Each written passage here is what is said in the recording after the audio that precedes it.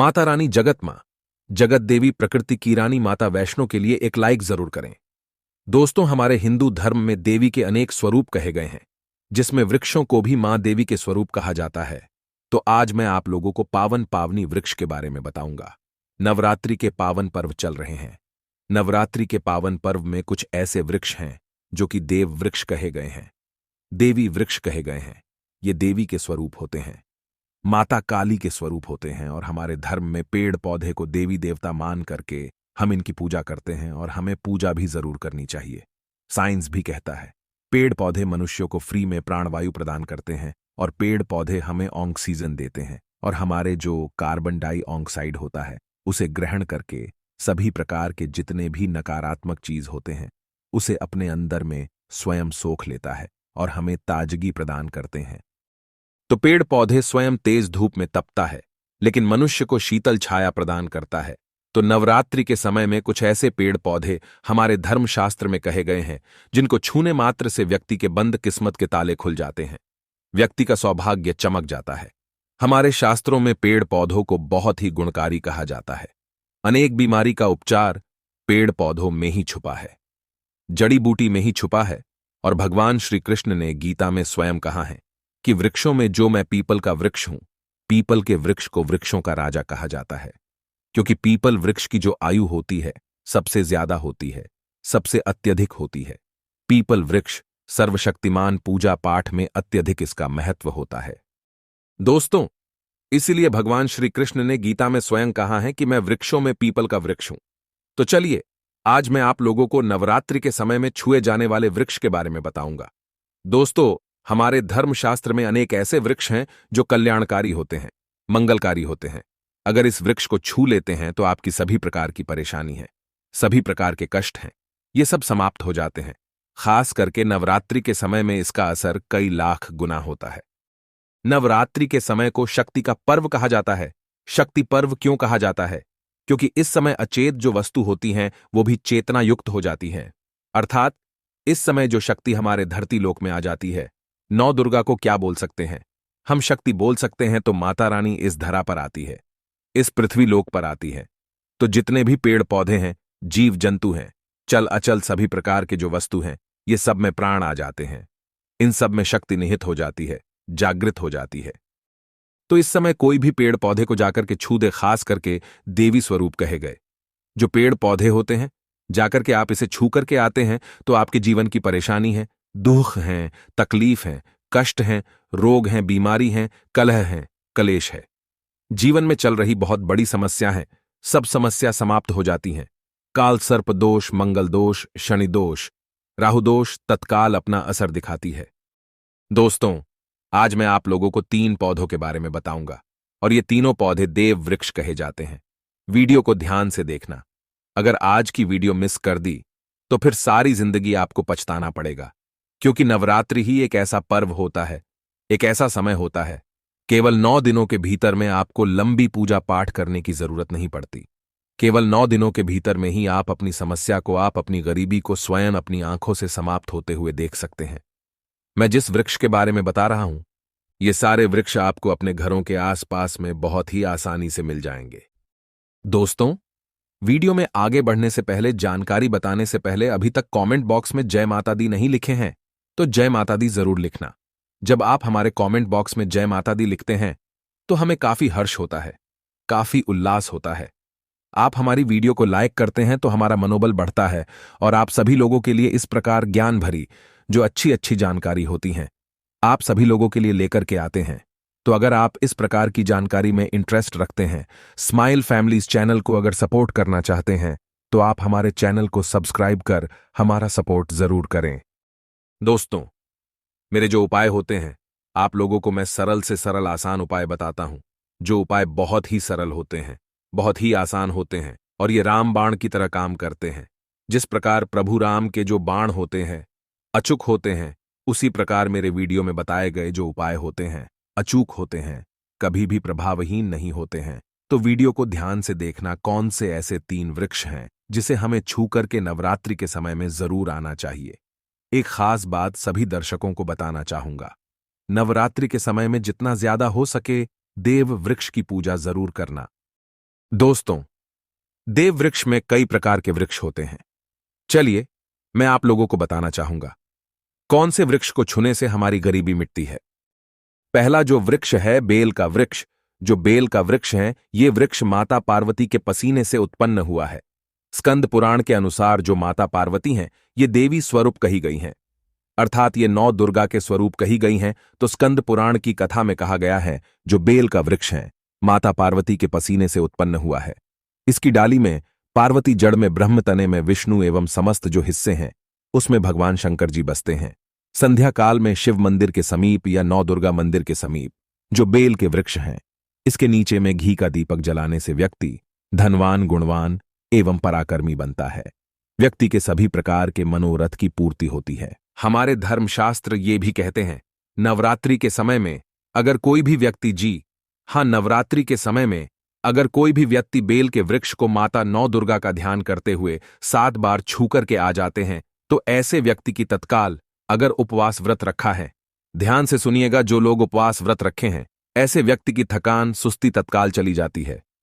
ध्यान से सुनिए, जो व्यक्ति उपवास रखे हैं, व्रत रखे हैं, ऐसे व्यक्ति को नवरात्रि के समय में जितना ज्यादा हो सके संध्या काल में बेल के वृक्ष को जरूर छूना चाहिए। केवल आप ज्यादा नहीं छू सकते तो 7 बार छू करके जरूर आ जाना और बेल वृक्ष के नीचे में घी का दीपक जरूर जला देना। दोस्तों, घी का दीपक जलाते हैं तो इसके क्या फायदे मिलते हैं, यह भी इस वीडियो में बताऊंगा। मैं सारी जानकारी इस वीडियो में विस्तार से बता रहा हूं, इसलिए आज की वीडियो थोड़ी बड़ी बन सकती है। हो सकता है 15 मिनट की वीडियो बन जाए, लेकिन अपना पूरा समय जरूर देना, क्योंकि जब हम उपवास व्रत रखते हैं तो हमारे शरीर में काफी थकान आ जाती है, हमारे शरीर में ऊर्जा की कमी होने लगती है। हालांकि हमें अध्यात्म ऊर्जा प्राप्त होती है, लेकिन हमारे शरीर में ऊर्जा की कमी होने लगती है। भोजन ना करने के कारण हमारे शरीर में ऊर्जा की कमी होती है, और इस ऊर्जा को बरकरार रखने के लिए, इस ऊर्जा को प्राप्त करने के लिए हमें बेल वृक्ष को छूना चाहिए। दोस्तों, अनेक संत महात्माओं ने बेल वृक्ष के पत्ते को खा करके तपस्या की है एवं कई प्रकार की सिद्धियां हासिल की हैं। धर्मशास्त्र कहते हैं, अगर नवरात्रि के समय में बेल के पत्ते खाए जाएं, तो जो व्यक्ति लंबे समय से जो मंत्र के जाप कर रहे हैं, सिद्धि प्राप्त नहीं हो पा रही है, फिर कुछ आप ऐसी सिद्धि को प्राप्त कर रहे हैं जो सिद्धि आपको काफी लंबे समय से प्राप्त बेल के पत्ते खाने से वह सिद्धि जल्दी प्राप्त होती है। इसके नीचे घी का दीपक जलाने से हमें सिद्धि की प्राप्ति होती है। सिद्धि का मतलब होता है कार्य में सफलता। तो जो लंबे समय से आपके कार्य नहीं हो पा रहे हैं, उस कार्य में नवरात्रि के समय में जितने भी दिन हो सके, आप जो हैं, जब भी आपको समय मिले तो शाम के समय में घी का दीपक जरूर जला देना। और अगर कोई भी व्यक्ति नवरात्रि के समय में, ध्यान से सुनिए, अगर कोई भी व्यक्ति नवरात्रि के समय में अगर बेल वृक्ष की जड़ में दूध चढ़ाते हैं तो सभी प्रकार के व्याधि दूर होती हैं। अगर सिंदूर युक्त गंगा जल चढ़ाते हैं तो व्यक्ति की गरीबी मिटती है। अगर तिल चढ़ाते हैं बेल वृक्ष के जड़ में तो सौभाग्य की प्राप्ति होती है। और अगर बेल वृक्ष के तीनों पत्तों में, दोस्तों ध्यान से सुनिए, त्रिदेवी कही गई हैं, जैसे कि महाकाली, महालक्ष्मी, महासरस्वती।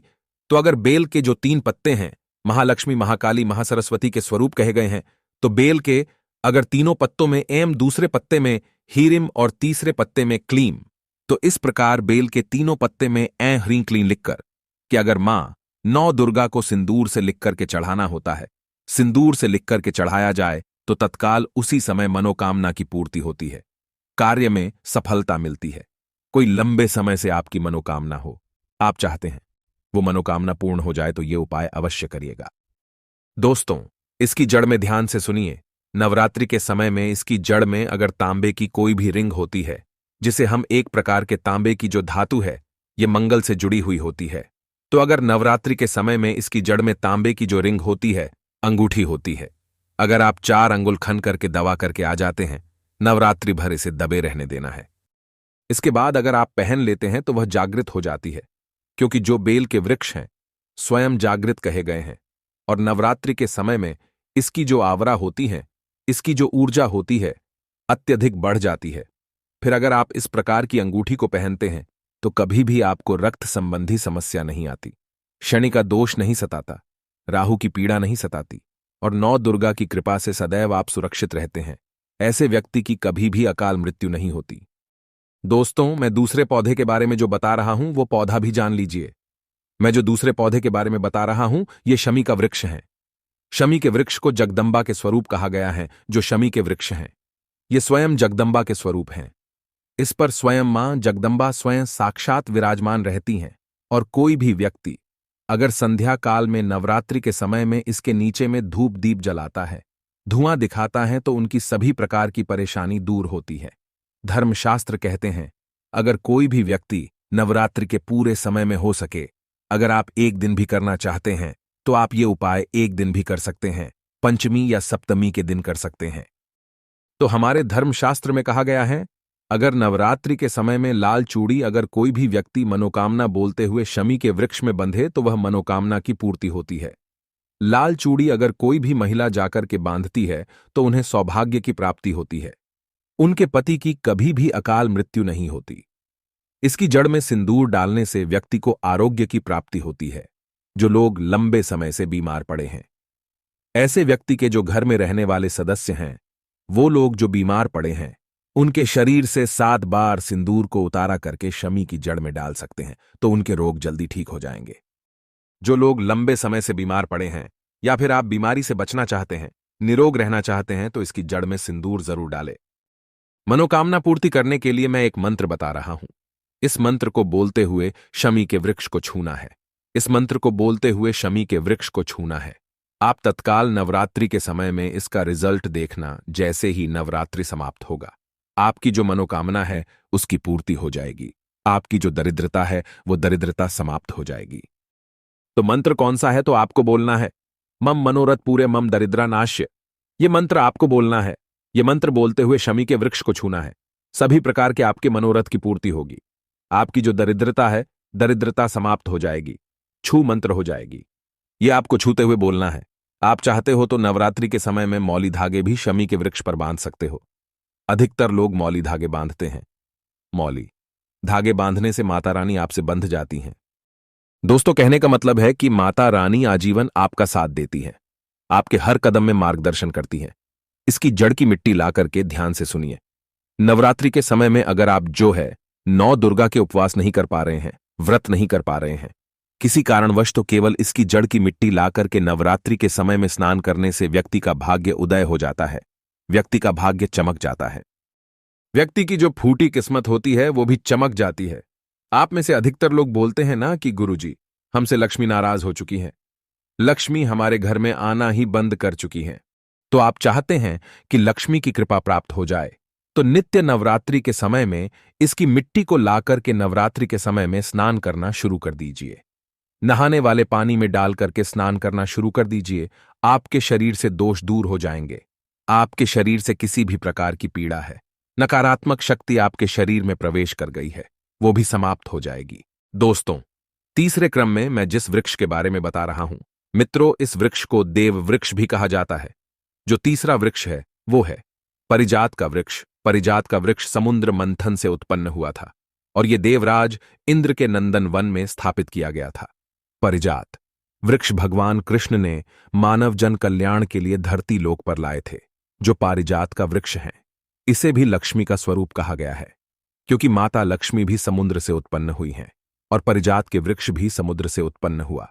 इस नाते ये माता लक्ष्मी की बहन कही जाती हैं। तो ऐसा माना जाता है कि कोई भी मनुष्य, उनके शरीर में कितनी भी ज्यादा थकान हो, कितनी भी पीड़ा हो, जैसे कि नवरात्रि के अगर आप व्रत रख रहे हैं, व्रत के दौरान अगर आपके शरीर में थकान है, पीड़ा है, तो परिजात के वृक्ष को शाम के समय में छू करके जरूर आ जाना। आप चाहते हो तो नवरात्रि के किसी भी टाइम में आपको टाइम मिले, उस समय में जाकर के इसके वृक्ष को छू सकते हैं।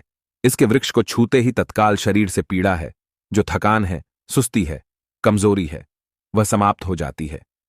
इस वृक्ष के नीचे में अगर नवरात्रि के समय में घी का दीपक जलाया जाए, चुटकी भर सिंदूर अगर इसकी जड़ में डाला जाए, तो सभी प्रकार की मनोकामना की पूर्ति होती है।